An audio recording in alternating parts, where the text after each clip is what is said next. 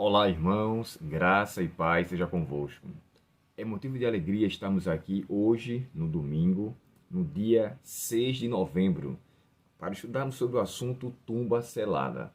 Irmãos, naquela época, nos tempos de Cristo, inclusive eu vou mostrar aqui umas figuras que eu achei interessantíssimas, que eu encontrei aqui no livro do Rodrigo Silva, chamado Enciclopédia Histórica da Vida de Jesus, e tem uma foto aqui que vou colocar daqui a pouco para vocês verem como era os sepulcros daquela época. E uma coisa que me chama a atenção foi o título, que aqui é dado, Tumba Selada.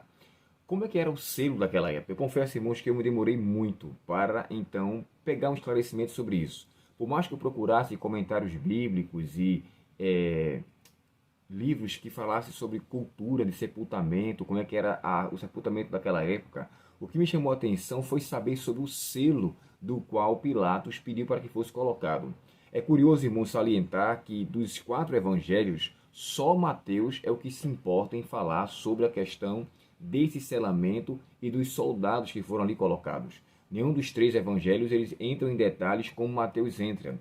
E o que me chama a atenção é que, por mais que ele quisesse segurança naquela tumba, por mais que ele quisesse que houvesse uma impossibilidade de que alguém viesse violá-lo, aquilo na verdade só trouxe mais evidência na ressurreição de Cristo.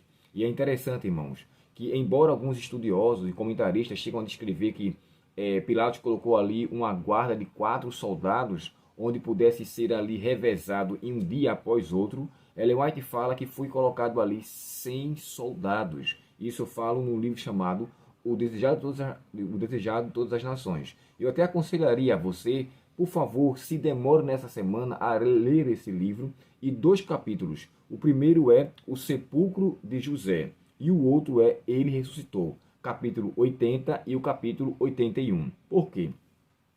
Aqui o autor, ele cita aqui uma página 627. Só que eu acredito que essa página do livro que é mencionado deve ser uma página de um livro atualizado, modernizado. Os mais antigos, eu aconselharia a ler o capítulo, Capítulo 80 e o capítulo 81 do livro chamado O Desejado de Todas as Nações. Esses 2 capítulos falam sobre o assunto dessa semana e será de grande importância se eu e você gastarmos tempo nela. Então, assim, o primeiro ponto que eu quero salientar com vocês é o que aqui o autor da lição descreve sobre a missão de Cristo e sobre a traição de seus discípulos, de forma especial a traição de Judas. Irmãos, pelo menos por 2 versos aqui, João capítulo 13 e o verso 26 e 27, aqui faz menção que quando Judas o traiu, Satanás entrou nele. Isso também é repetido no Evangelho de Lucas, capítulo 22. Porém, o que me chama a atenção é por que Satanás entrou em Judas. Leve em consideração, irmãos, que no capítulo 13 e o verso 2, Jesus chega a dizer assim, eu não escolhi 12 de vocês, eu não escolhi 12 discípulos, dentre desses 12, um é o diabo. Agora, deixa eu me demorar aqui para falar um pouco para vocês sobre esse assunto. Quando Jesus fala que dentre vós um é o diabo, ele mostrou que aquele ali pertencia ao diabo. Aquele era um instrumento do diabo que foi ali introduzido para causar problemas. Embora Jesus tivesse escolhido ele, em relação aos 12 que estavam ali presentes, ele infelizmente se tornou aquele que foi um cumprimento à profecia do Antigo Testamento, quando falou que o amigo próximo levantaria contra ele o calcanhar, fazendo menção à pessoa de Judas. Mas por que eu estou falando sobre isso? Irmãos, nós não pecamos quando somos assaltados pela tentação ou quando em nossa mente nos passa desejos de satisfação própria, ou quando às vezes nós nos deixamos levar por pensamentos. Deixar nos levar é quando ele vem à nossa mente e nós nos demoramos nele ou pensamos um pouco sobre ele. Nós, na verdade, constituímos um pecado quando nós idealizamos. Às vezes podemos até pensar sobre algo, mas aquele pensamento ele deve ser de fato repugnado, como também deve ser extinto, extirpado de nossa mente. É o que não aconteceu com Judas, sabe? O que causou a ruína de Judas foi ele ter idealizado o pecado. É tanto que Jesus chega para ele e fala assim, olha, o que tiver de fazer, faze-o depressa. E nesses 2 capítulos aqui, Lucas 22 e João 13, fala que Satanás entrou em Judas. E ao ele entrar em Judas, causa nele toda aquela desgraça. E aqui faço um apelo. Por mais difícil que seja, Não idealize um pecado. Não amadureça o pecado no coração, nem na mente, e nem comece a conjecturar como é que seria se fizesse isso ou aquilo. Nisso consiste a atuação do diabo. E que eu e você não sejamos pessoas que o diabo tem acesso a entrar em nós. E nesse capítulo 13, de verso 2, fala assim, ó, e tendo, pois, Satanás colocado no coração de Judas, isso é muito forte. Então, assim, é algo que a gente precisa trabalhar muito em nossa mente. Isso eu falo a nível de hipocrisia, né? Vocês não ser uma pessoa de falaciosa, uma pessoa que fala uma coisa e faz outra. Isso também demonstra a ação do inimigo. É tanto que aqueles personagens que acusaram Cristo tiveram não só inveja dele, mas deixaram com que Satanás criasse neles conceito a respeito de Cristo e causasse toda aquela situação. Voltando aqui para o texto, irmãos, um ponto que me chama a atenção. Diante daquela situação, diante daquela tumba que foi ali selada, e eu aqui fiquei procurando informação sobre ela, a tumba selada envolvia um selo romano, ou seja, era um selo garantido pelo Sinédrio de que aquela tumba ela nunca, jamais seria aberta ou seria violada. E diante daquela situação, eu vou mostrar para vocês na gravura, que tinha ali uma pedra que rolava e que era se colocada sobre o sepulcro. E aquela pedra, irmãos, ela era isentada. Ellen White chega a descrever o seguinte: na tumba que foi colocada, cordas amarraram a tampa dela, ou seja, aquela grande pedra, tornando impossível a sua violação. Me permita ler com vocês aqui o que ela descreve sobre esse assunto no livro chamado O Desejado de Todas as Nações. Olha só, os sacerdotes deram ordens para ser guardado o sepulcro. Uma grande pedra fora colocada diante da entrada. Através dessa pedra, puseram cordas, prenderam-se as extremidades à sólida rocha, e, selando-a com selo romano, a pedra não podia ser removida sem quebrar o selo. Uma guarda de 100 soldados foi então colocada em volta do sepulcro para impedir que alguém tentasse contra aquela segurança, ou contra a sua segurança. Os sacerdotes fizeram com que pudessem manter o corpo de Cristo ali onde fora posto. E aqui há uma descrição interessante. Se fosse permitido por Deus, Pilatos teria colocado aquele sepultamento como que preso, Cristo ali preso por todo o tempo. Porém, anjos também celestiais estavam ali presentes naquele sepultamento, esperando que tão somente a ordem de Deus viesse a ser dita. E aqui é um ponto interessante. A Bíblia fala, irmãos, que toda a divindade foi atuante na ressurreição de Cristo. Atos capítulo 2, verso 24, fala que o Pai ressuscitou a Cristo. Lembre-se que em João capítulo 10, verso 17, ele chega a descrever que ele é a ressurreição e a vida, ou seja, eu tenho poder para dar a minha vida e poder para retê-la. Né? Ali, especificamente, quando ele fala que é a ressurreição e a vida, ele está falando sobre a ressurreição de Lázaro. Porém, um ponto que me chama a atenção aqui é que Romanos 8, verso 11, e aqui os antitrinitarianos, né, os que não creem na divindade do Espírito Santo, os que não creem na atuação do Espírito Santo como autor também da ressurreição de Cristo, eles refutam esse texto, mas o texto é claro, inclusive é citado pelo autor da lição da Escola Sabatina, no capítulo 8 de Romanos, o verso 11, fala que o Espírito Santo ressuscitou a Cristo. E o próprio Cristo, Ellen White confirma sobre isso, ressurgiu com a vida que nele existia, ou seja, ele ressuscitou sem ter uma vida derivada, que não era uma vida que dependia do Pai ou dependia do Espírito Santo. Cristo ressuscitou com a vida que nele existia. Logo, nós entendemos que ele foi o autor também da sua ressurreição. Então, o Pai, Atos 2, 24, o Espírito Santo, Romanos 8, verso 11, e o próprio Cristo, em João 10, 17, descreve que ele ressuscitou-se a si próprio, ou se ressuscitou, né, melhor dizendo. Mas, irmãos, deixa eu falar aqui uma coisa para vocês. O vídeo está ficando longo, mas eu não posso me deixar falar sobre esse ponto tão importante. Aqui no capítulo 16 do livro de Mateus, verso 21, é dito que Jesus ressuscitaria no terceiro dia. O próprio Cristo falou sobre isso. Porém, em nossa contagem, a gente entende isso de uma forma diferente. Por quê? Nós temos a contagem conclusiva, onde nós só falamos menção do primeiro dia no dia seguinte, quando se conclui um dia anterior. Porém, na contagem de Cristo é diferente, ou seja, nos tempos bíblicos, né, a contagem é chamada de contagem inclusiva. Então, assim, por que eu estou falando isso? Jesus fez uma comparação do que está lá em Mateus, capítulo 12, verso 40, quando ele faz alusão a Jonas e o que Jonas passou no ventre do peixe. Ele fala assim: assim como Jonas passou 3 dias e 3 noites no ventre do grande peixe, assim também o Filho do Homem passará 3 dias e 3 noites no seio da terra. Mas pare aqui antes que você crie uma discrepância em sua mente. Deixa eu só explicar.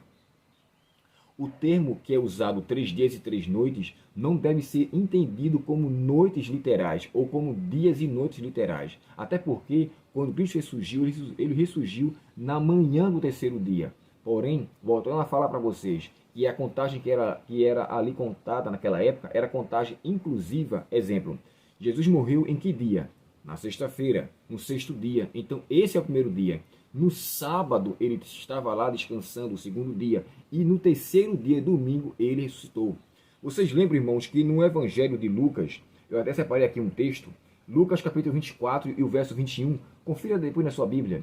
Lá, naqueles pessoas que estavam ali, aqueles 2 discípulos, né, no caminho de Emaús, eles ali lamentando pela morte de Cristo, ele fala assim: mas nós acreditávamos que esse, na verdade, viria restaurar Israel. E hoje já é o terceiro dia. Lembre que ele fala sobre isso. Então, no terceiro dia, e Jesus depois aparece ali naquele dia, que era o terceiro dia. Isso porque ele morreu, na verdade, na sexta. Então, como eu falei para vocês, sexta, primeiro, sábado, segundo e domingo, terceiro.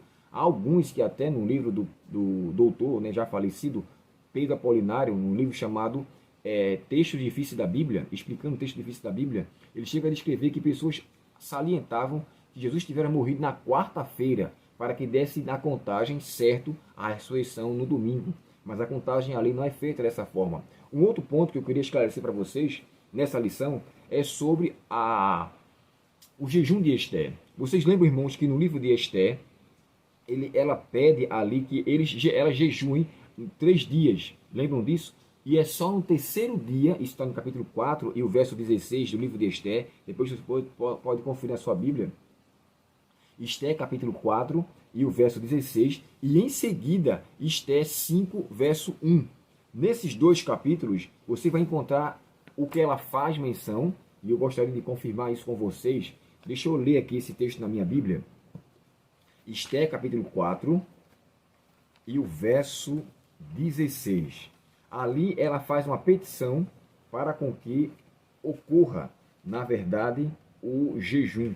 Porém, no verso 1 do capítulo 5, Esther agora se apresenta diante de Assuero e faz ali aquilo que nós conhecemos como o seu pedido de que haja misericórdia da parte do rei.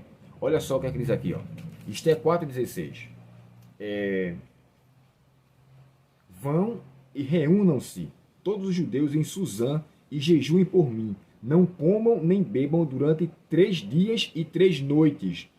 Minhas criadas e eu faremos o mesmo. Depois irei à presença do rei, mesmo que seja contra a lei. Se eu tiver de morrer, morrerei. Agora, observe o capítulo 5, verso 1. No terceiro dia do jejum, Esther vestiu seus trajes reais e entrou no pátio interno do palácio, em frente do salão do rei.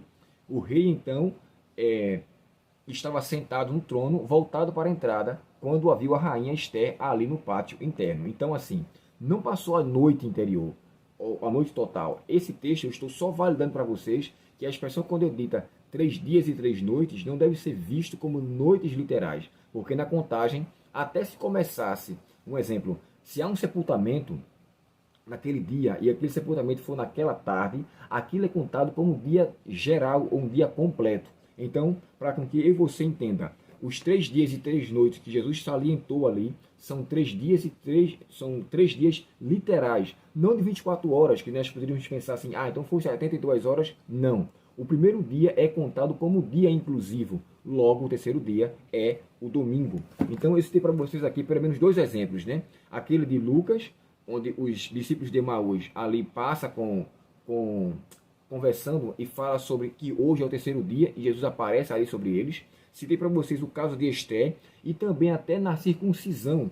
Eu esqueci de salientar para vocês, capítulo 17, verso 12, quando fala assim, no 8º dia será circuncidado. Ora, o 8º dia era o dia do 8º dia e não após o 8º dia. Só para que você possa entender que a expressão que Cristo morreu e ressuscitou, e ressuscitaria no terceiro dia, é também uma evidência clara. E no mesmo capítulo, irmãos, 21 e o verso 46, o próprio Jesus confirma isso. Quando ele entra ali para falar com os seus discípulos em um ambiente, e ele fala assim: não estava dito sobre mim que eu morreria e ressuscitaria no terceiro dia? Então ele enfatiza essa questão. Mas sabe, irmãos, uma coisa que eu não posso deixar de falar aqui é sobre esse ponto tão crucial. Por mais que os soldados romanos quisessem ali causar uma impossibilidade para com a ressurreição de Cristo, aquilo causou um impacto totalmente contrário, pois a sua ressurreição foi válida. E amanhã, quando formos estudar sobre o assunto, ele ressuscitou, eu vou mostrar para vocês vários textos de Ellen White que falam sobre o assunto, onde ela diz que os que estavam ali presentes viram, ouviram, tomaram conhecimento, quer dizer, foram testemunhas oculares de tudo aquilo que aconteceu na ressurreição de Cristo. Essa é mais uma evidência, e aqui agora me faço lembrar do pastor Rodrigo Silva, né? Quando ele mostrou dentro da arqueologia, ou provou até lá com o Jô Soares, sobre a ressurreição de Cristo. Irmãos, isso é uma dádiva do céu. Nós acreditarmos na ressurreição de Cristo é uma certeza de que a morte não nos prenderá para sempre. O sono da morte que todos iremos passar é simplesmente uma pausa, um descanso. Ontem, lamentavelmente, 2 irmãos nossos faleceram aqui da igreja. O irmão Silvio, uma pessoa muito amada pela igreja, como também o pai de um pastor, né, um ministerial aqui que faleceu, o pastor Pedro. Então, assim, 2 pessoas que nós perdemos para este mundo, mas que em Cristo estarão guardadas para que na volta dele, conforme a sua ressurreição, nós possamos tê-los novamente para nunca mais nos separar. Que Deus, portanto, nos abençoe e que essa esperança nos encha de esperança através de sua palavra. Oremos ao Senhor. Querido Pai Celestial, obrigado, Senhor, por esta dádiva, obrigado por esta esperança, obrigado pela certeza da sua atuação em nossa vida. Nos dá, Senhor, o perdão dos pecados e nos ajuda a acreditarmos na ressurreição do Senhor a cada dia, para que assim possamos no Senhor estarmos confirmados em Tua santa e boa palavra. Dá-nos a Tua paz, Senhor, e nos perdoa os pecados que pedimos por Jesus.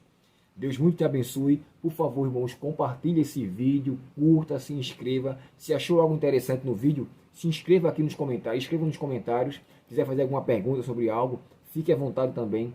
Que esse material, que esse conteúdo possa nos auxiliar a crescermos na graça e no conhecimento de Cristo Jesus. Um bom dia para você e um bom estudo. Até logo.